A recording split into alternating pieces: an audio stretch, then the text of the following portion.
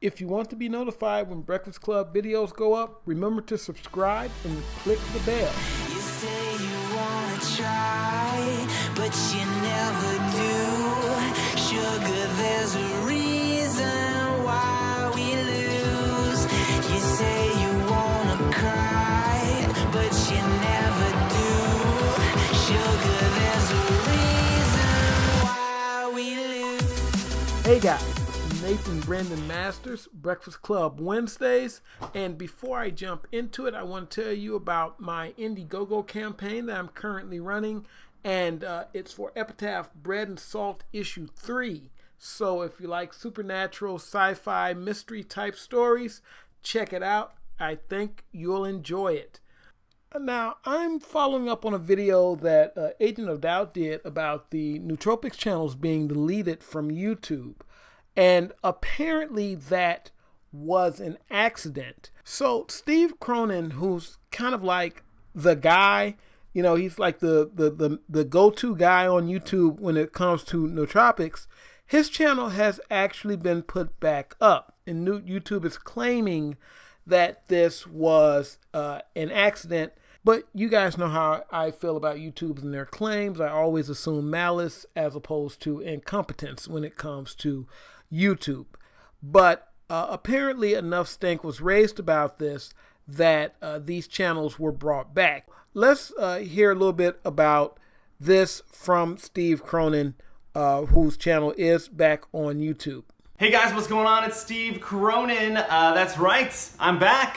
I am back. YouTube has reinstated my channel. It's a crazy story for the world of biohacking and nootropics on youtube.com, right? Friday, April 27th, two very big nootropics-centric YouTube channels were deleted. Limitless Mindset, run by Jonathan Roseland, whom I've done a collaboration with, and also Cortex Labs, run by Ryan Ballo. Both those YouTube channels were gone. So yes, I am back. Now, in the interest of full disclosure, I should say that I have used nootropics in the past. I have indeed dabbled in some very low-level biohacking, and I used one particular nootropic every day, which a lot of us use, and that would be coffee, particularly caffeine, which is what most people use. They don't consider it a nootropic, but it is in its own way. Though I will say the nootropic I used was a supplement and completely legal. So what exactly are nootropics? Wikipedia defines them as drugs, supplements, or other substances that improve cognitive function, particularly executive functions, memory, creativity, or motivation in healthy individuals. So that means if you're already healthy and you're not having any brain problems, these things help your brain work better. In my film Epitaph Bread and Salt, there's a character called Fixmaster, and he is a drug dealer to the supernatural community. And one of the drugs that he has created is something called Psychoblast, and it's a drug specifically for psionics and things like that that will make their mental powers that much better. So these are, concepts that I've played around with in fiction, as well as in reality. Although I don't have any psionic powers, but I digress. What exactly was the reason given for taking these channels down, or actually, what exactly was the reason YouTube gave for taking his channel down? April 27th, I received a strike on a video called My Daily Nootropic Stack. And if you're not familiar with what a YouTube strike is, when YouTube gives you a strike, they say, hey, you're posting content that's against our community guidelines, and we're gonna give you a strike. And if you get 3 strikes, kind of like in, baseball? If you get 3 strikes, you're out.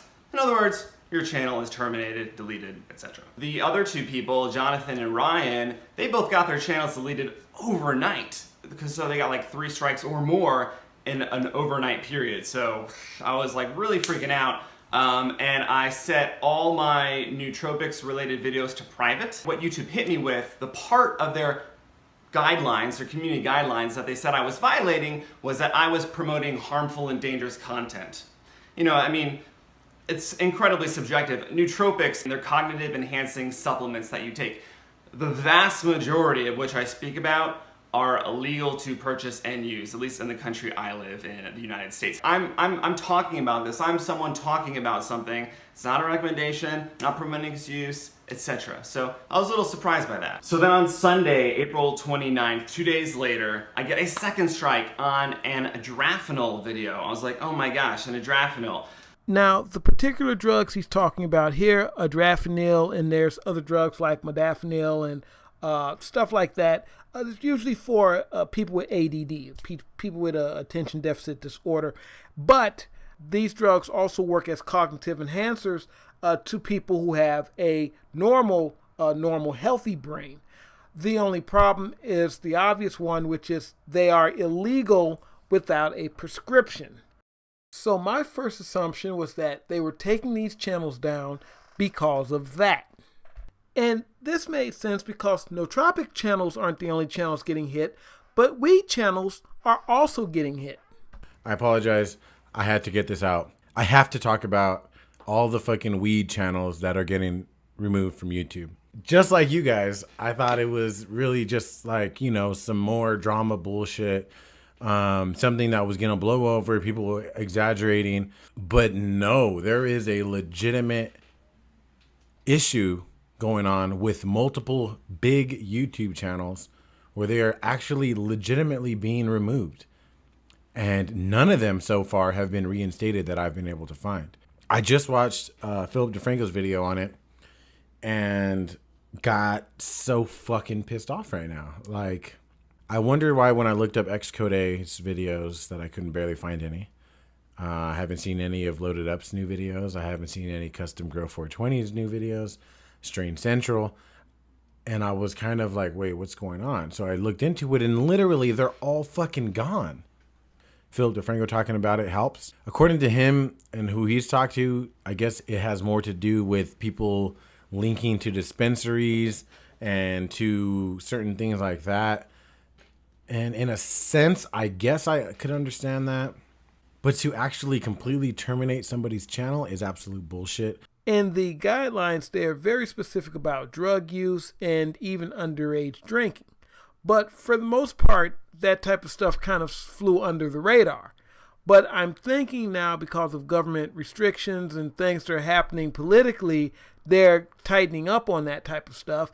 And I believe the Nootropic Channels got caught up in that. So this one, you could probably just chalk up to being a mistake. But if you're going to shut people's channels down, you should really look into it a little bit more. And we know YouTube tends to be very heavy-handed, and they just kind of do things without really thinking about it.